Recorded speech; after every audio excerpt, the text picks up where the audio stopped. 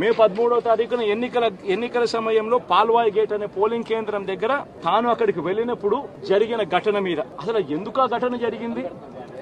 ఎవడన్నా కొద్దో గొప్ప కనీసం ఆలోచన చేసే వాళ్ళు ఎవరైనా ఆలోచన చేయాలి కదా. అక్కడ ఉన్న ఎస్సీలను ఆ గ్రామంలో ఉన్న సామాజిక వర్గం వాళ్ళు గ్రామంలో ఉన్న బూతులు లేకపోయి ఓట్లు వేసే పరిస్థితి లేకుండా ఉన్నప్పుడు ఎమ్మెల్యే అక్కడికి ఆ గ్రామానికి వెళ్ళినప్పుడు ఎమ్మెల్యే ఆ పరిస్థితిని చూసి ఎస్పీకి 4 సార్లు 5 సార్లు 10 సార్లు ఫోన్ చేసినా కూడా ఎస్పీ రాని పరిస్థితిలో ఉన్నప్పుడు కనీసం సిఐని ఎస్ఐని కూడా పంపించిన పరిస్థితిలో ఉన్నప్పుడు అటువంటి బూత్లో సెన్సిటివ్ బూత్లో కేవలం ఒకే ఒక్క హోంగార్డును పెట్టి బూతులు నడుపుతా ఉన్నారు. అటువంటి పరిస్థితిలో అన్యాయం జరుగుతా ఉందని చెప్పడం కోసం, అన్యాయం జరుగుతా ఉన్న వాళ్ళ పక్షాన్ని నిలబడడం కోసం ఎమ్మెల్యే లోపలికి పోయి ఈవీఎంను పగలగొట్టే కార్యక్రమం జరిగింది. ఎందుకు ఈవీఎంలో నిజంగానే ఎమ్మెల్యేనే రిగ్గింగ్ చేసుకుంటా ఉంటే ఎమ్మెల్యేకి అక్కడ నిజంగానే ఎమ్మెల్యే పరిస్థితి అంత బాగుండింటే ఎందుకు ఎమ్మెల్యే ఈవీఎం పగలగొడతాడు? అక్కడ పరిస్థితి బాగలేదనే కదా, అన్యాయం చేస్తా ఉన్నారనే కదా. అక్కడికి పోయినప్పుడు అన్యాయం చూశాడు కాబట్టే కదా ఈవీఎం పగలగొట్టాడు. ఆ ఈవీఎం ఏదైతే పగలగొట్టిన కేసులో ఏదవుతుందో తనకు బెయిల్ వచ్చింది. ఈ రోజు తాను బెయిల్ అక్కడ లోపల ఉన్నది ఈవీఎం పగలగొట్టిన కేసులో కాదు, తను లోపల ఉన్నది ఈవీఎం పగలగొట్టిన కేసులో.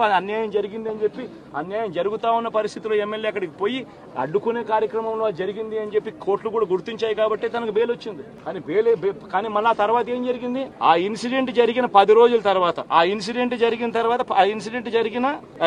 జరిగిన 10 రోజుల తర్వాత అంటే మే 23వ తారీఖున ఎమ్మెల్యే అక్కడికి వెళ్లి హత్యాయత్నం చేశాడట. అదే పోలింగ్ బూత్ లో హత్యాయత్నం చేశాడంట. ఎవడన్నా బుద్ధునోడు ఎవడన్నా నమ్మదానికి ఉందయ్యా? ఎవడన్నా ఎమ్మెల్యే అనేవాడు అక్కడికి పోయినప్పుడు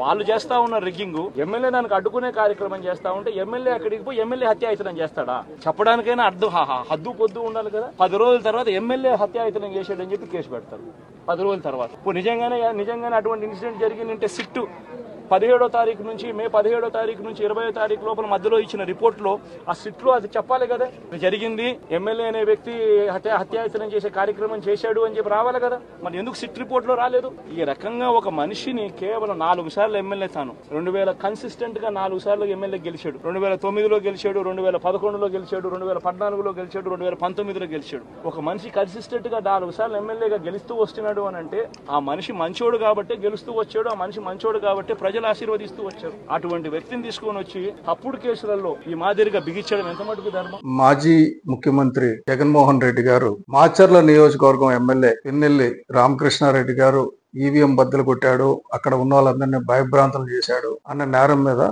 అరెస్ట్ చేసి జైల్లో పెడితే పలకరించడానికి వెళ్ళారు. అరే దొంగలు పలకరించుకోవచ్చు, తప్పులేదు. కానీ పలకరించి పైకి వచ్చి ఏం మాట్లాడతారంటే మా అమాయకుడైన పిన్నెల్లి మీద అరెస్ట్ చేయడం తప్పు, జైల్లో పెట్టడం తప్పు, ఆయన మీద 307 కేసు పెట్టడం తప్పు అని చెప్తున్నారు. ఆయన అసలు అలాంటి ఏం చేయడం లేదు, మా మీద కేసులు పెట్టేస్తున్నారు అని గోల పెడుతున్నారు. ఈయన ముఖ్యమంత్రిగా ఉండగా 2022లో మా టూరిజం శాఖ మంత్రిని రోజా గారి మీద హత్యా ప్రయత్నం జరిగిందని 10 మందిని జైల్లో వేశారు, కొంతమంది పైన ఉన్నారు. అందులో అక్యూజ్ నెంబర్ 1 శివశంకర్ గారు, ఒక మాజీ ఉన్నతాధికారి.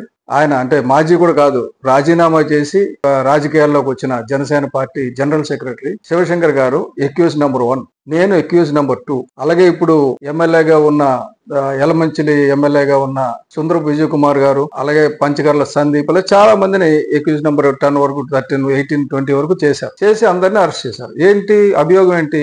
రోజా గారి మీద హత్యా ప్రయత్నం. అసలు కనుచూపు మేరలో ఉండడం గానీ కనీసం శివశంకర్ గారు 28 ఏళ్ళలో ఆయన మీద ఒక మెమో లేదు. ఆయన పోయి రోజా గారిని గొడ్డలు పట్టుకుని బాబాయ్ నరకడానికి వెళ్ళారా? రాకపోతే నేనేమన్నా అటువంటి పనులు చేసేవాళ్ళ కనబడుతున్నానా? మమ్మల్ని ఇద్దరిని A1 A2గా పెట్టినప్పుడు ఆనందించిన జగన్మోహన్ రెడ్డి గారు ఇప్పుడు నిజంగా గొడ్డలు పట్టుకుని వెళ్ళి రాతే ఇది పట్టుకుని వెళ్ళి బద్దలు కొట్టేసి బాక్సులు బద్దలు కొట్టేసి నన్ను అరెస్ట్ చేస్తే గోల పట్టడం ఇదేదో సామెత చెప్పినట్టుంది. దొంగ అని అరుస్తున్నట్టు మీ తాలూకా భాగవతాలు ముఖ్యమంత్రి గారు మాజీ ముఖ్యమంత్రి గారు చాలా బయటపడతాయి, చాలా నొప్పులు వస్తాయి మీకు.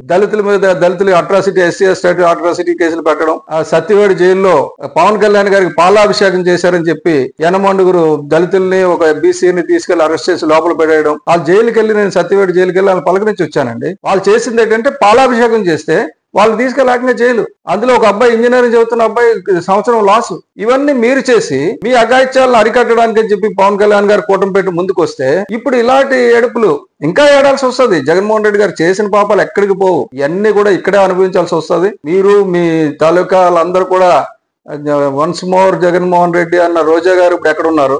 మీరు అసలు 23 ఎమ్మెల్యేలు వస్తేనే అంత లోక్సభ మన శాసనసభలో అవమానించిన మీరు ముఖ్యమంత్రిగా ఉన్నప్పుడు ఇప్పుడు మీకు 11 స్థానాలు వచ్చాయి. ప్రజలు బుద్ధి చెప్పారు. ఇప్పటికైనా బుద్ధి తెచ్చుకొని ప్రజల తీర్పును గౌరవించండి, మన చట్టాలను గౌరవించండి. ఇలా ఈవీఎంలు బద్దలు కొట్టే వాళ్ళు మీరు వెనకదలు వేసుకురావద్దు. కాబట్టి బద్దలు కొట్టిన ఆధారాలు ఉన్నాయి, అడ్డుకోపోయారు. రిగ్గింగ్ చేయడానికి అవకాశం దొరకలేదు.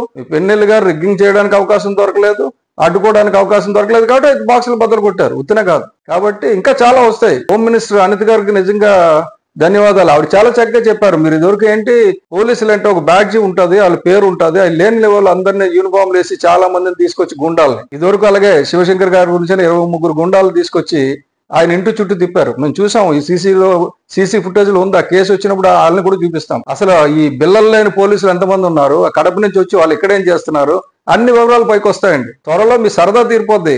జగన్మోహన్ రెడ్డి గారు మీరు చేసిన అన్ని కూడా 1కి 100 మీరు అనుభవించాల్సి వస్తుంది శిక్ష. మీరు ఒక తప్పు చేస్తే 100 మంది మిమ్మల్ని ఏలెత్తి చూపే పరిస్థితి వస్తుంది ఇప్పుడు. కాబట్టి ఒళ్ళు దగ్గర పెట్టుకొని మాట్లాడండి. ఇలాంటి మాటలు మాట్లాడడం వల్ల చాలా చీప్ అయిపోయారు. ఆల్రెడీ చీప్ అయిపోయారు, ఓడిపోయారు. కనీసం గౌరవమైనా తగ్గించుకోండి. ఇలాంటి చెత్త మాటలు మాట్లాడకుండా ఉంటే మంచిదని చెప్పి నేను ఈ రోజు తెలియజేస్తాను. ఎందుకంటే నాకు వింటే ఆశ్చర్యం వేసింది. మా మీద 3078 గొడ్డలతో నరికేస్తే 307 పెట్టలేదు కదా, గుండె నొప్పి అని చెప్పాం కదా. మీలాగా ఉండరు కదా. ఇప్పుడు లా అండ్ ఆర్డర్ కొద్దిగా స్ట్రిక్ట్ అవుతుంది. జాగ్రత్తగా ఉండమని చెప్పండి మన తమ్ముళ్ళందరినీ.